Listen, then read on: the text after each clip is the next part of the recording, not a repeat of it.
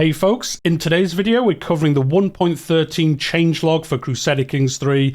This is the patch that comes as part of the Roads to Power DLC. This will cover the paid content and the free content, and then on top of that, bug fixes, content changes, balancing, all those kind of things. I will say this video is going to be slightly different to my dev diary coverage.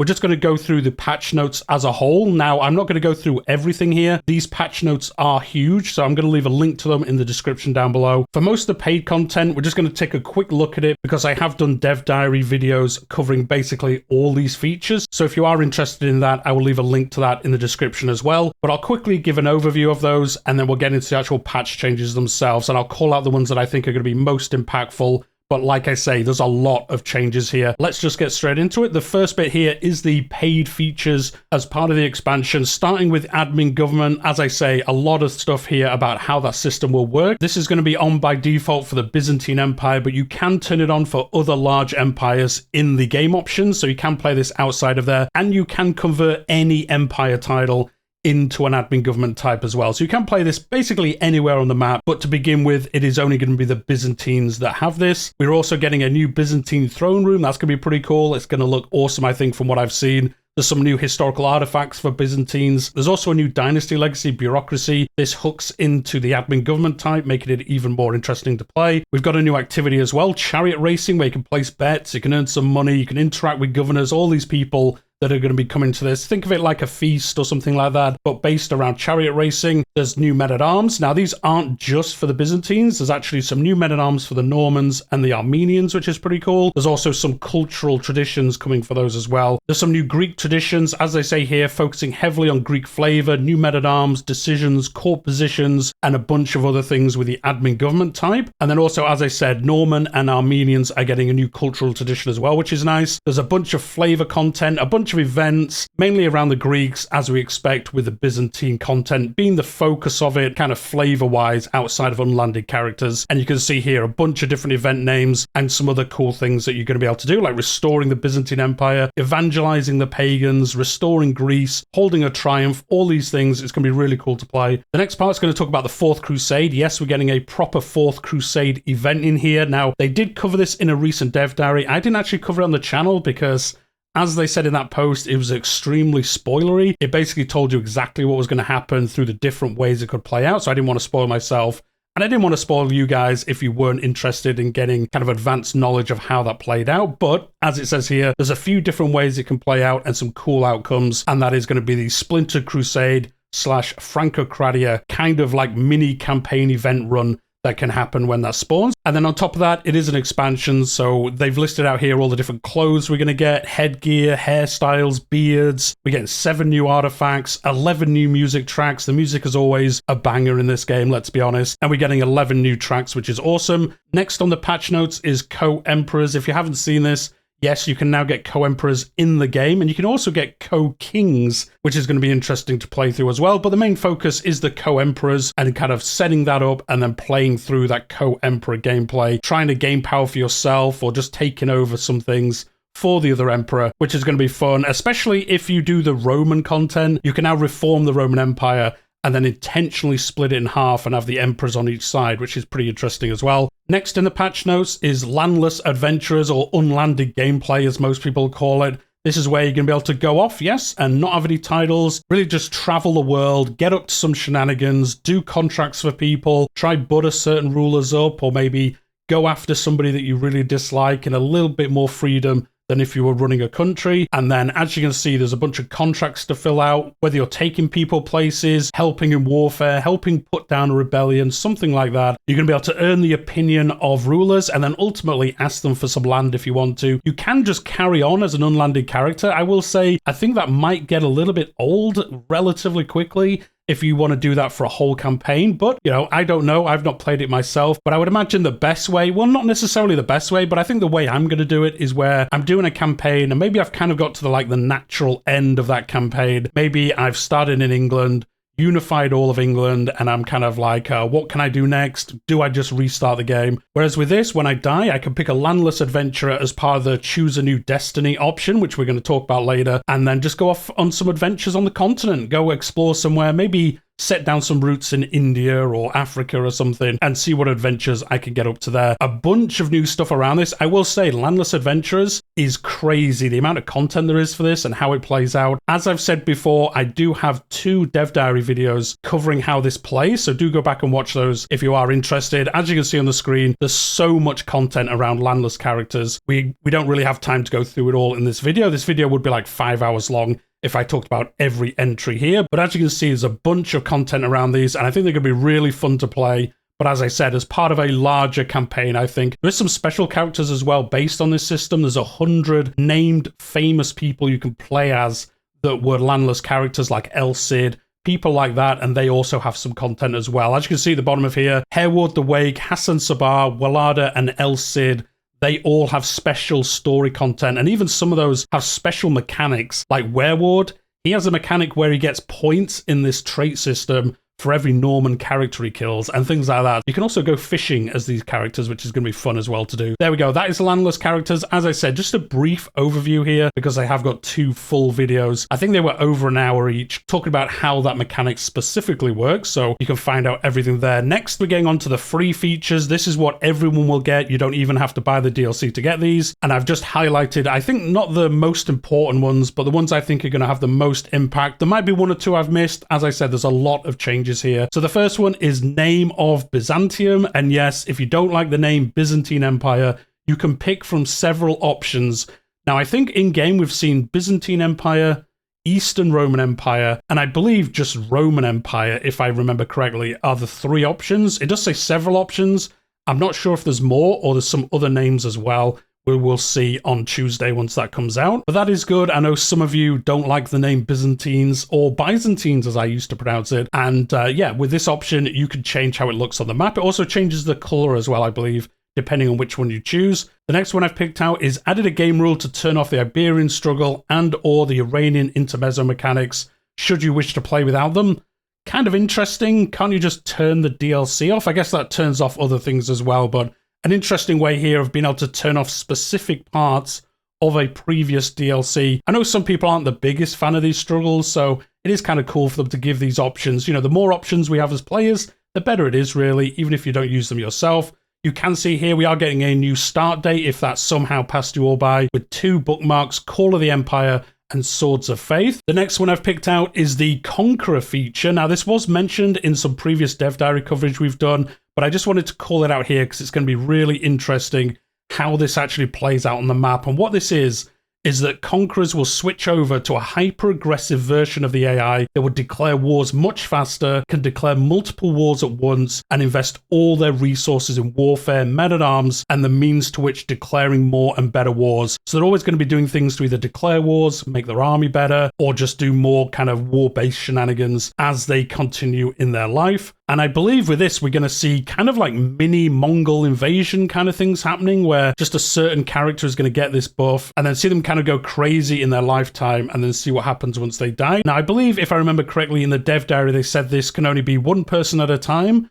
And even then, I think it's kind of like time gated. So even then, you're not going to get them constantly all the time. There is cooldowns on this, and you can change this, as they mentioned here, in the game rules. You can change how frequent it is, how inheritance works, and what the extra bonuses are to fully customize this in the game rules. So if you don't like this, you can just turn it off.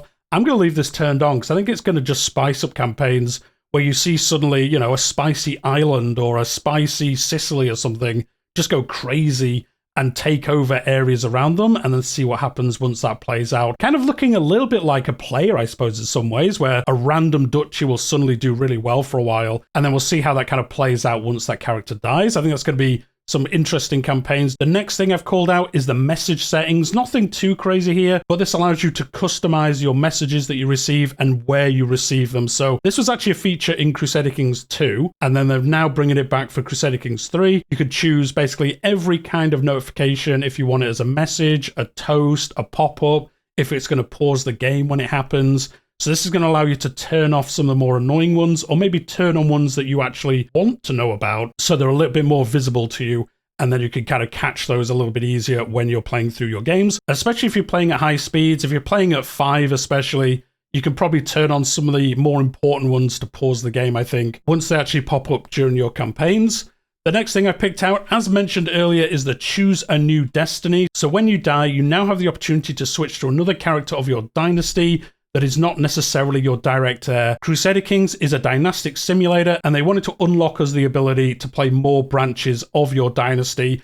I know there's probably going to be some people who say this is bad. They just want you to play Crusader Kings as you should play it, as the heir, and that is all you get to do. But I really like this. There is a mod that kind of did something like this, but having it actually in the game to play is really good. This allows you to choose from 3 categories of Destiny characters. So I will say it gives you the normal default play as your heir option, and then in the bottom right hand corner, I think it is, there's a Choose a New Destiny. You click that and then you get a new UI, and it'll give you 3 characters to choose from, all part of your dynasty. And as it says here, there will primarily be an interesting destiny, a challenging destiny, and an adventurous destiny. So the first one is just going to be something interesting, something different to play as. The second one is going to be something more difficult. Maybe you've got someone from your dynasty landed in another realm or something like that, and you get to go play as them. And then the adventurous one, that is where you're going to play as a landless character and then go off on some adventures as them. Kind of giving you a multitude of options, especially being able to play as Unlanded whenever you want to once you die. And then you can also choose to just randomize it, and it will choose anyone that is eligible to be chosen from this system. So again, that's going to be some cool campaigns. Just press that every time and play in some different places around the map, depending on where your destiny is. Again, it's not a random character. It is a random character from your dynasty that you choose from. So that is pretty cool. Now, they do say here to kind of cut off some of that, like this is too gamified or something. You do have to have a valid heir when you die for this to be eligible. Securing your succession is an important part of CK3. And they didn't want to kind of fully get rid of that. So you do have to have a valid heir when you die for this option to be available. Otherwise, the game does still end. So you can't choose this as like an ultimate fallback. I do wonder if there's going to be a game rule, though, that does allow you to always have this. But I do like the fact that at least by default, you can't do that. You do actually have to play the succession game properly. And then these are just additional options if you have the chance to. The next one is very interesting. Character of the week. Each week, a new character will be highlighted when you start the game, giving you information about them and a suggestion for goals to achieve. Now, this is very similar, and I actually did a video about this a while ago, to a system they had at the end of the lifetime of CK2, of it being like officially supported. Of course, you can still play it, but in the build up to CK3, they had this system where you could go through a story of a character each week, and you had these mini achievements based on them, and you earned points, and you got some rewards then, some cosmetic stuff. So this is going to be good. If you're playing the game, you're thinking, what am I going to do in this campaign? Well, if it's a new week, you could just see, oh, this is the highlighted character. I'm going to play as them. And as it says, suggestions for goals to achieve, even if it's just like, hey, this character historically unified East Africa or something, you could either try do that or take him somewhere else and see what other adventures you can get up to. I really like this. It's really good to log in and have a character kind of like, not like pushed at you, but really helping you if you're not sure what you want to do in a campaign,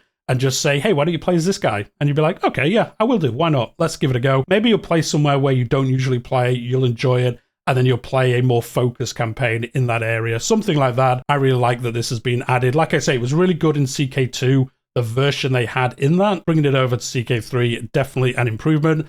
The next thing I've called out here is the rework of the scheme system. This was actually last week's dev diary. I did a huge video on this, so again, we're not going to go over it too much, but what they've done is they fully reworked the scheme system. It's no longer invite 100 characters, wait for a bar to fill up, see if you're successful. You now pretty much have like a mini game system where you've got to fill out these agents. There's only 5 of them. I think you can go up to 6 or 7 actually, but the default is 5. And then different people in your court are better in the 5 areas. And then you can choose and have more control over how the scheme works out. And there's more options for how it can play out. And then also you can get them done quicker as well. You're not waiting for a bar to fill up and then just waiting for the event to happen. You can now use your agents and things to speed it up. So maybe you can speed it up, try kill someone off in like 2 months. You'll probably get discovered because you're rushing to do it, but you can kill someone off quickly if you want to, or you can spend a long time setting up your scheme and then getting the payout later on, but you're probably not going to be discovered doing it. It's really interesting what they've done. You can also use this in different areas of the game. It's not just really for your like traditional scheming, trying to kill people, kidnap them, things like that. We have seen in the latest dev diaries that this is used in other areas. So although it's the scheme system, I think we saw in one of the dev diaries for a landless character using the system to build a building. So it was the agents who were kind of like helping you build it. And then once you built it, you were fulfilling a contract for a character of them kind of paying you to build this building. And then that's how that kind of like scheme or system worked out. So we are going to see this elsewhere. I'm sure it'll be used in other systems in the future. If you've been on the channel for any amount of time, you'll know I really kind of dislike playing a intrigue character in the scheming side of the game. I think it was just way too boring. Whereas now it looks like it's actually kind of interesting to do. Next, we are getting a bunch of new special buildings. As you can see, a bunch of them listed here, and they're going to give you bonuses depending obviously if they're in your realm.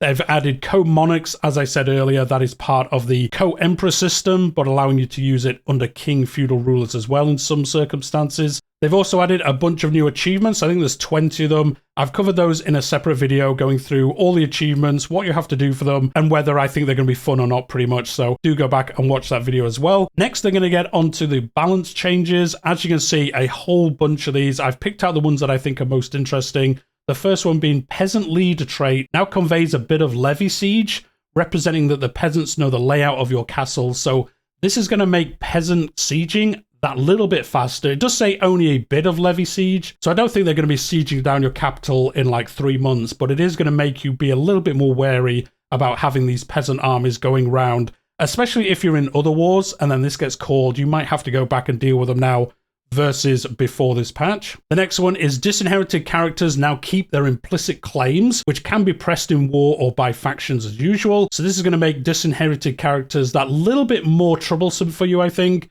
depending on how you kind of get rid of them if you're trying to kind of clean up your succession lines. And there's also some other changes later on, which is going to kind of get you a little bit away from being able to fine prune your line to your heart's content if you do like playing that kind of game style. The next two here are focused around marriages and really alliances. So marriage acceptance is now reduced if you're at war. So this is going to make it harder for you to marry into alliances if you find yourself in a bad situation and just want to quickly pick up an alliance to really help you swing a war. That is going to be harder to do now. Maybe you're going to have to butter these people up a little bit more rather than at default being able to pretty much pick up a half-decent alliance most of the time in the game. And even if you're at war, you can usually pick up somebody that's going to help you swing that war in your favor. Well, it's going to make that a little bit harder for you to do. The next one is added some extra factors to negotiate alliance acceptance and rebalance some other factors. Again, I think this is going to make it harder for you to be able to pick up really good alliances. I'm going to think maybe, especially around being a count or a duke, it would be harder now to get those kingdom or even emperor alliances through your marriages. I would be surprised if it is as easy as it is now. Like, let's be honest, if you're in game, you can usually pick up an alliance that will win you most wars without too much effort really being put in. As long as you've got someone eligible to marry, you can usually pick somebody who can swing a war in your favor, and I think this is going to prevent some of that from happening. The next two, this is going to be against you folks who like the eugenics game. Courtly vassals now dislike lowborn marriages much more, and glory hound vassals now dislike lowborn marriages as well. Now, it isn't a crazy modifier, as you can see, -30 up to -50 for courtly vassals as well. I mean, it is pretty big, but if you are a good king, if you've been in power for a long time, it's not really going to affect you. And I think this kind of plays out kind of correctly in a way. If you've shown good rulership, you know, they would still dislike you, but I think the other modifiers you've built up over time would kind of counteract that. They would look at you and think, okay, the king's marrying off his child to a lowborn. I'm not sure about that, but do you know what? He's run the country well for 50 years, so I'll give him the benefit of the doubt. Whereas if you're a new character, you're going to have to watch out playing that trait mechanics game, trying to pick up the perfect combinations, because if you're a new ruler, -50, -30, that's going to be a pretty big opinion modifier to change over. So yeah, you are going to have to be a little bit more careful with your eugenics games, especially early in your rulership. Next are two changes to just annoying things. Removed compassionate stress gain from kicking people from your court, which is great. Removed shy stress gain from inviting to court, which again, good. It was super annoying trying to invite people to do things for you. And if you were a shy character, you could in theory kill yourself by doing that with your stress levels getting too high. The next one I've picked out is significantly reduce the goal cost of sending children to university, but also reduce the effectiveness of this. Now, this is a great change. I think the cost was way too high, so you rarely ever sent your children to university because it just wasn't worth the kind of money to do so. Well, it kind of was, but it was just very hard to have that money to hand. Whereas now you can send them more often. It won't be as good, but I think that's fine. Recently on a live stream, I actually talked about whether the activities in general should be made cheaper, because once you become an emperor or even just a king, some of them get crazy expensive. I think they could lower them and again, lower the effectiveness. If this works out well, maybe we will see this happen to like Grand Tours, things like that. Make them a little bit cheaper, but less effective at what they do. Maybe there's like 2 options you could do. Again, using the travel system, you could like change one of those filters to make it less effective but cheaper. So at least you can do it more often, because some of them get crazy expensive later on and you might not even be able to do them at all in a campaign. So it's cool to see them go back and change this, and we'll see kind of like how often we can send our children now. The next change is for people like me who forget to set a guardian for their children. Now if you don't do that, it will fall back onto the court tutor and they will gain education points based on that court tutor position. So yeah, if you forget about this or you don't really care, just make sure you have a court tutor, and then that character will be the person that basically takes up all the guardianships as a fallback if you don't set them manually. Again, just a nice change here if you do forget to do this, or if you're not really that interested and you just want to get on with painting the map or something like that. There is something that will happen so you aren't missing at least some bonuses from actually setting up your guardians properly. The next change is faith conversion acceptance is now more based on opinion, but non-cynical characters have a higher base chance of refusing, rather than having cynical characters having a higher chance of accepting. This is going to make it easier, I think, to convert people to your faith. Now it is based on opinion, but non-cynical characters are going to have more of a chance, as it says here, of saying no anyway, rather than if they are cynical, they're probably more likely to go, yeah, go on, whatever, I'll change this other faith. Let's go. So it looks like you are going to have a little bit more control potentially in converting people in your realm to your religion. We'll see how it actually plays out, but that would be pretty good if you can do that. The next one is changing the Pope piggy bank. Slightly rebalanced request gold claims. Opinion now matters less and traits matter more, including new ones such as adulterer, murderer, and a bunch of other ones they don't list here. So I think this is going to be focused so you can't just constantly get money off the Pope. It is a bit of a cheesy mechanic that you can do that. I wonder if you have to be like zealous or something for him to always want to give it to you. At the moment now, it's, I think if they just have plus 20 opinion of you, you will get the choice to do it. It will be a lot more fun, I think, if it is like plus 20 if you have zealous or some other modifiers. And then if you have these bad modifiers, you have to get him all the way up to like plus 60, plus 80 maybe, for him to even be willing to do it. I think that will be a lot better. It is really cheesy that you can get money off the Pope, especially so quickly and so easily. Obviously, there's other heads of faith you can get gold from, but it is the one we probably all encounter most in our campaign. So making that a little bit harder, definitely on board with that. The next one I picked up, reduce stress for paying homage if you are shy or arrogant. This is fantastic. If you do follow the channel, when I do live streams and things, I like to play my characters as they are. And if they were shy or arrogant, I'd be like, I'm not going to go pay homage. That's not what my character would do. And also it gave a lot of stress. Whereas now I think I will do it every so often, because having paid homage actually gives you some nice modifiers. So probably will start doing this a little bit more, as it looks like the stress isn't going to be as drastic as it is now. The next one, you now only gain stress from dying siblings if you actually like them. 33 or more opinion, and if they are below 40 years old. We won't have our characters randomly dying because like 3 of their sisters died in short succession. You are going to actually have to like them for it to affect you. I think that just makes sense. Kind of wild it never worked this way before, but it is good to see the change coming now. The next one could be very important. Advantage now affects battles by a factor of 10 instead of 2. This makes having right commanders fighting in the right terrain much more important, allowing smaller armies to beat larger ones more consistently. So I think this might make the game harder. Do we ever see the AI fight you in the right combination? I'm not too sure. To be honest, even as a player, I rarely look at where I'm fighting. Unless it's hills or mountains, I'll just fight anywhere and I'll just blame something else if I lose. Whereas now I'm going to be looking, oh, I'm going to be fighting in forest. I'll get a forest-based commander. He's going to help me much more than random better guy that I have. So this might make a big change. It might not make a change. It probably depends on how much notice you take of this. But we'll see, obviously, once the patch comes out. Because if it does make a big change for the AI, you're going to have to put more thought into where you're fighting, who your commanders are, and helping you win those battles that little bit easier. Well, to be honest, a lot easier. By a factor of 10 rather than 2, it's going to make those commanders so much better fighting in matching terrain. So yeah, we'll see how that plays out. The next one taught the Romans, and I think this means the Byzantines as well, to prioritize attacking the lost lands of the empire rather than attempting to pull a reverse Genghis Khan across the steppes all the goddamn time. I do like the kind of like flair there in the patch note. I will agree with this. I think if you play the game, if you see the Byzantines, they nearly always head up into the steppe area. They very rarely head west. In fact, I rarely ever see them head west. Sometimes they do get into Italy, but that's because they have de jure claims there. But they very rarely head into Europe or even into Africa, except for in some very rare times. So be interesting to see exactly how this changes, how they move. I guess they've put some kind of modifiers to make them go after their old lands, again, as they say, rather than just randomly going around the map. And really just picking on weaker realms, which is what they were doing before, which makes sense, but it didn't make it look that good on the map. Next, you can see actually a bunch of entries here. These are all around events for the Royal Court. They're going to talk about that later on, so we won't cover them here. We are getting the rework of a lot of the events based on the Royal Court DLC, but again, that's going to be covered later on, so we'll just skip through it now.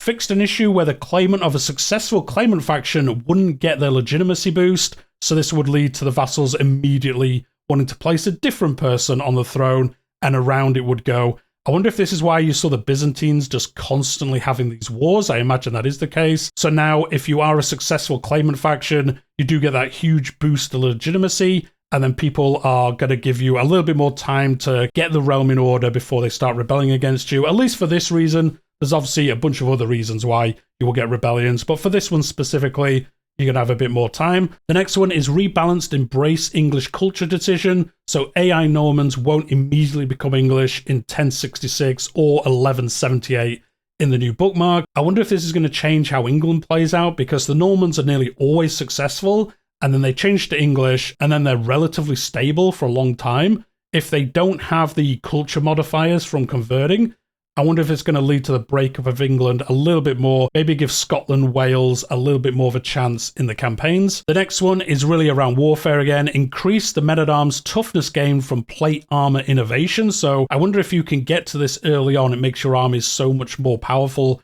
because they're going to have better defensive stats. I think that might be a bit of a boost there for your armies once you do so. The next one is rebalanced over 40 cultural traditions. This includes changing men-at-arms bonuses from being percentage-based to just being a flat increase. They've also changed some buildings and bonuses and removed some inconsequential modifiers. I wonder if just to make it a little bit easier to choose those cultural traditions, some of them have like 7 or 8 modifiers. So I think they've probably consolidated them a little bit, and then changing the men-at-arms stats makes them a little bit less powerful as well. So you're not always choosing the same one because it's just so much better than everything else. Next, we're going to get onto the AI. Not as many changes here, but again, I've picked out the ones that I thought were most important. Taught the AI that men-at-arms are in fact much, much stronger than levies. I think this means we will see the AI declaring war on you more often because they're going to know they're actually more powerful than they think at the moment. Taught the AI to account for opposing men-at-arms strength when planning wars. This is kind of the flip side of that, I suppose, where they're going to look at you and think, oh, he's actually got a bunch of men-at-arms. Maybe I won't attack him. So we'll see how those two balance out with each other. But I think it will ultimately see more wars maybe being declared on you, especially if these larger realms have a lot of men-at-arms, especially the Byzantines after their rework.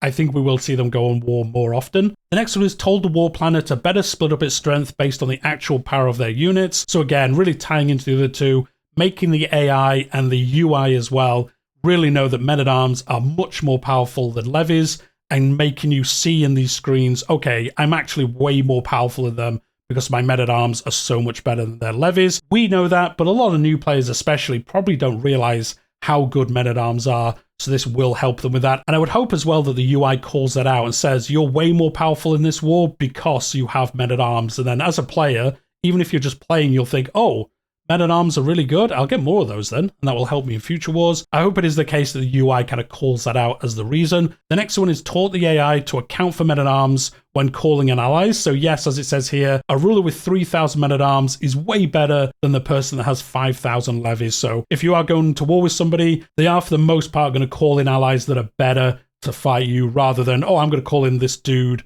and he has 5,000 levies. Well, who cares about that? 3,000 men-at-arms, yep. Pick him. I'm going to be much more powerful when fighting you off. So this is a good change. Again, I think combined all these together, maybe we'll see wars being harder. We'll see, obviously, once we get our hands on the content. The next section, all around interface. Again, so many changes here. The one I've picked out, though, is added foldable groups for the decision view, especially with all the new added decisions. You're now going to be able to, like, minimize the minor decisions, realm decisions, all those kind of things to make that UI just a little bit more workable. Now there's so many decisions you can do. I think that's a fantastic addition to the UI as well. And as you can see here, a bunch more things. We won't go through all of these again. Most of them just minor changes, but things that you will notice during your campaigns.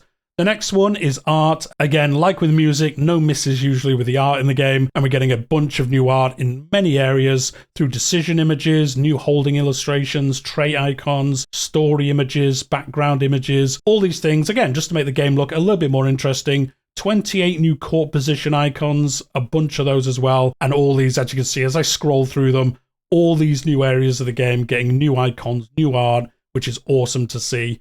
Do love the art in this game, and the more we have, the more interesting it will be to play areas. I think it will also give some flavor to playing in different areas that have different positions that other areas don't, different buildings, different special buildings. It's just going to make it feel that little bit different playing somewhere else, which is obviously what we want to see in the game. Localization, we won't go through that because it's just kind of changing the names of things to match what they should be. The next section is game content. Why this has its own separate section, I've never really understood, but here we are. And the first bit here is that rework to the hold court events and the court events as well. Over 90 events have had their effects or text changed, and roughly 35 events have been replaced by new ones. This is fantastic. Like, this is just coming as like a 3-line section in the patch notes. This will hopefully make holding court that little bit less irritating. And yes, we're going to get through these events quick enough again, but making them a little bit more interesting. At the time when they announced this, they did also say they're going to make them a little bit more useful. As we all know, most of the court events actually harm you. They either cost you money, they cost you opinion, they cost you cultural acceptance, things like that. Whereas now, I believe they said they're going to focus more of these on being actually useful to you, or at least being neutral changes, rather than most of them being a negative outcome, and that's why people kind of hated doing this. So we'll see, obviously, once we get our hands on it. But it is fantastic that they've just changed this as part of a free part of content for a future DLC. They've actually gone back to old DLC and made it better. The next one, I saw this called out yesterday, added a ruler designer only immortal trait. So yes, this is only in the ruler designer. You're not going to get events, guys, unless you have mods where you suddenly become immortal. You have to choose to be this at the beginning, or as they say here, it's just allowed mods to make this easier to implement in the game. So you can't just get this randomly. You have to choose to be it at the start of your campaign, or a mod can have better access to it, which is great. The next one, I've done this for that one viewer I have that always comments about Sicily. Added a free decision for removing Sicily from the Eastern Roman Empire, allowing Rome to lose its control without requiring a rival empire to take the kingdom from it. So just some additional flavor around playing in Sicily. Added game rules for turning the struggles off individually, which we talked about earlier. Now the next one I saw some people getting confused about. Added interaction for war participants to switch sides in war. Now I will say, I'm 99% sure this isn't game-wide. I believe this is just talking about, as a landless character, if you get a contract to help somebody in a war, you can actually switch sides if the other person like offers you, or I believe you can even go up to them and say, hey, I want to switch sides. Will you give me some prestige if I do so or something? This is just for landless characters that are doing mercenary contracts. This isn't just in general you can switch sides. I could be wrong on that, but I'm 99% sure, don't get confused by this. It is talking about landless characters. It's just like in the game at the moment, there's no way to do this. So for landless characters to work and be able to do this, they need to add the option into the base game. But it isn't actually in any war, I can just switch sides when I want to. I believe it is just for landless characters doing mercenary contracts, because they have talked about that in the dev diaries, that you can switch sides in those contracts if you want to. But we'll see, maybe this is opening things up later down the road where you can switch sides, which would be cool. But I don't want it to be available in every war. That would be annoying, to be honest. The next one is populist factions in realms with state faiths now only aim to change the state faith rather than splintering off from your realm. This is a fantastic change. If you haven't seen, it was probably mentioned earlier, but it was covered quite a bit in a recent dev diary. You are now going to have state faiths in some scenarios. So that is where your state has a faith, and then you as a ruler can actually be different from that state faith to make it a little bit more stable. So you can have, say, like England being Catholic, and then you could even be a Satru or something as the ruler of England. And then these factions are now going to be able to force your state faith to change. This is going to actually weirdly give some more stability to realms, because they're not going to split off from your realm for a full, splinter off. I'm going to make new Asatru England or something like that. So this is actually going to be weirdly more stable, I think, for your realms, but we'll see how it plays out, obviously. The next one I picked out is the Galavant Trait. This is predominantly for adventurers, but is also accessible via the Content Trait and Carefree Lifestyle perk. This allows characters to refuse to inherit titles from other characters. So this is great. You can now prevent yourself from inheriting other titles. The one they called out as well, it's not exactly this, but I believe there's a decision now where you can say, I don't want to ever be an emperor through inheritance or through an election or something. So if you're playing in the Holy Roman Empire, you just want to play as a elector. You don't want to be the emperor. I know there's many people that complain about this in the base game at the moment, where you just randomly become the emperor because you're playing well. Even if you don't want to be the emperor, you're now going to have the option to turn that off and say, I don't want to be the emperor, and they won't pick you. So that's great. I know a lot of people just want to play that kind of gameplay and they don't want to be the emperor. And this is going to allow you to do that, which is awesome. The next one is populist revolts now create a dynamic kingdom based on their culture name rather than the local duchy name. And the map color will be based off their location rather than an ugly auto-generated color. So I think we're going to see some more like normal names using this. You're going to see a dynamic name based on their culture. And I think that's just a good change. And then the map color as well. I always like when the map is legible like most do. And I think having a map color based on their location, rather than, as it says here, being a random color. It was always like a luminous pink or something. It stood out so crazy. Whereas now it's going to be roughly the same as the other countries around it, but it will have that more appropriate name as well, which is great. Next, we're going to talk about map changes. So there's two that I've called out here. One, the terrain in India now better matches reality, which is great. If you haven't played in India, do so. It's a fantastic area to play. There's so much development, especially in the southern part of it, and there's some cool achievements there as well. And this is going to make the map a little bit more realistic there. And then the other one is reworked terrain in Anatolia and a few other places.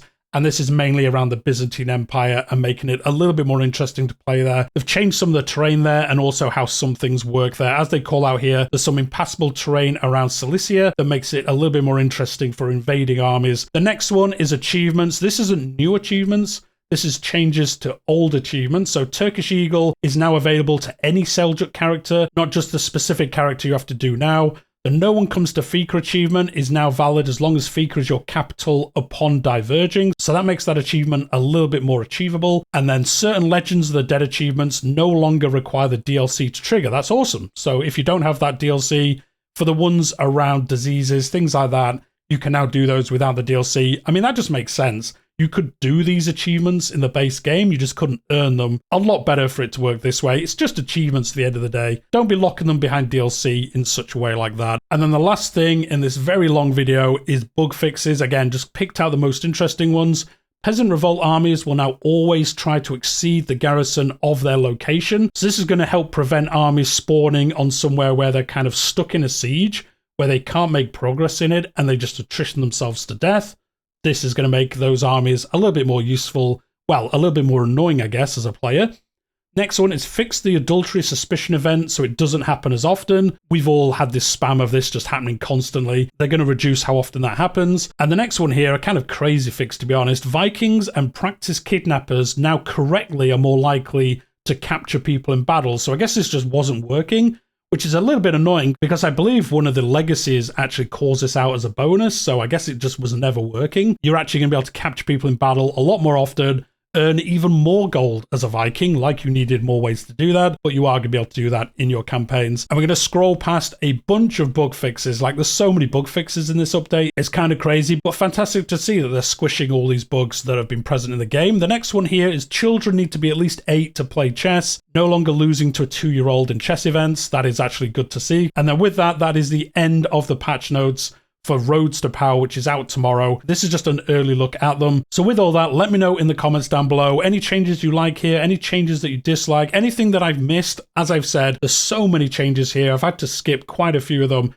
just so this video isn't like 5 hours long. I think it's already going to be like 45 minutes long, so it's going to be long enough already. I've just called out the ones that I think are most important.